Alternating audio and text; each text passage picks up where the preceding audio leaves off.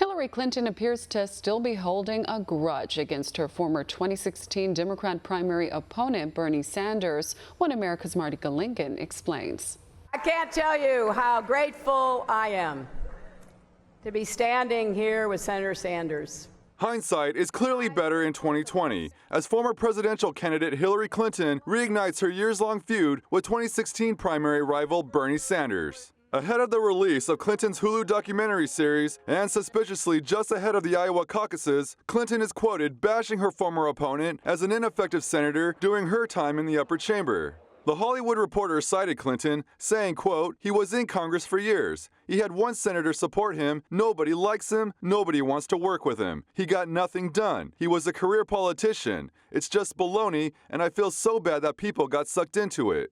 She also slammed the Sanders 2016 campaign for reported sexist behavior to female Clinton supporters. This after CNN received leaked information about a Sanders conversation with fellow candidate Elizabeth Warren, who claimed Bernie disagreed with her about a woman winning the 2020 election.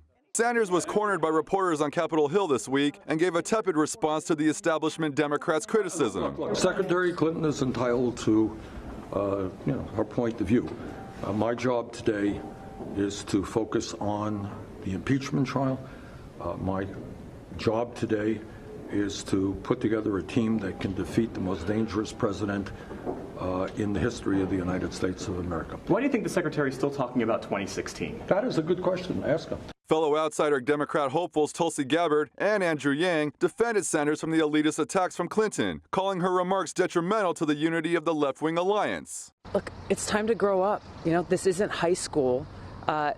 We're talking about real challenges that our country needs to address and the need for real leadership to focus on them, not on what's going on in Washington and the schoolyard cliques or whatever else it may be. There are real issues that people are struggling with, and they're wondering, why are our leaders not working for us?